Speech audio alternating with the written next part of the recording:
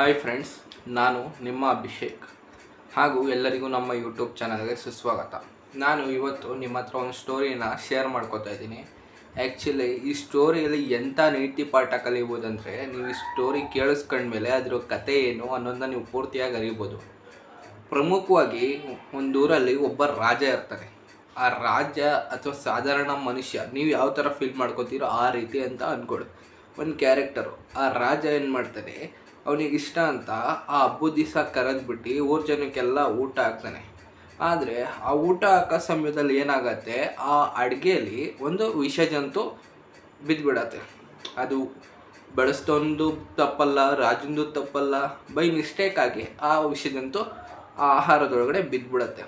ಅದನ್ನು ಆಲ್ರೆಡಿ ಎಲ್ಲ ಸೇವಿಸ್ತಾ ಇರ್ತಾರೆ.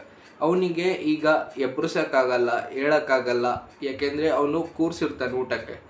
ಅವನಿಗೆ ಇಂಥ ಚಿಂತೆ ಹತ್ಕೊಂಡಾಗ ಊಟಕ್ಕೆ ಕೂರಿಸಿವ್ರನ್ನ ಎಬ್ರಿಸ್ಬಾರ್ದು ಅಂತ ಅವನು ಬಿಟ್ಬಿಡ್ತಾನೆ. ಅದಾದಮೇಲೆ ಏನಾಗುತ್ತೆ, ಅದ್ರ ಪ್ರಕಾರ ಸುಮಾರು ಜನ ಸತ್ತೋಗೋದ್ರಿಂದ ಅವನಿಗೆ ಸುಮಾರು ಜನ ಮಾತಾಡೋಕ್ಕೆ ಸ್ಟಾರ್ಟ್ ಮಾಡ್ತಾರೆ.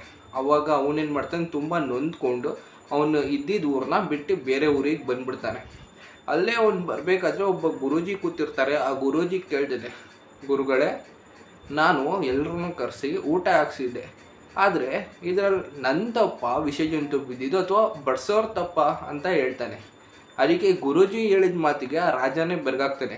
ಏನಂತ ಹೇಳಿದ್ರು ಅಂದರೆ ಗುರೂಜಿ, ಇದು ನಿನ್ನ ತಪ್ಪು ಅಲ್ಲ, ಬಡಿಸ್ತವ್ರದ್ದು ತಪ್ಪು ಅಲ್ಲ ಅಂತ ಹೇಳ್ದ. ಅದಕ್ಕೆ ರಾಜ ಇದು ಮತ್ತು ಇನ್ಯಾರು ತಪ್ಪು ಗುರುಗಳೇ ಅಂತಂದಾಗ ಗುರೂಜಿ ಹೇಳ್ತಾರೆ, ಇದು ಅವತ್ತು ನಿನ್ನ ಬಗ್ಗೆ ಮಾತಾಡಿದ್ರಲ್ಲ, ಇವರಿಂದ ನೋಡು ಎಷ್ಟು ಜನ ಸತ್ತೋದ್ರು ಅಂತ, ಅವ್ರ ತಪ್ಪು, ಅವ್ರಿಗೆ ಈ ಪಾಪ ತಟ್ಟುತ್ತೆ.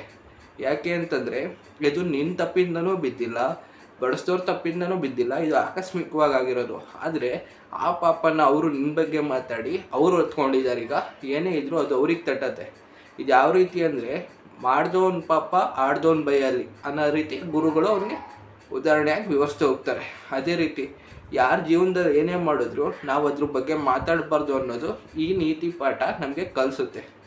ಯಾರಿಗೆಲ್ಲ ಈ ಸ್ಟೋರಿ ಇಷ್ಟ ಆಯಿತೋ ನಮ್ಮ ಯೂಟ್ಯೂಬ್ ಚಾನಲನ್ನು ಸಬ್ಸ್ಕ್ರೈಬ್ ಮಾಡಿಕೊಳ್ಳಿ. ಧನ್ಯವಾದಗಳು.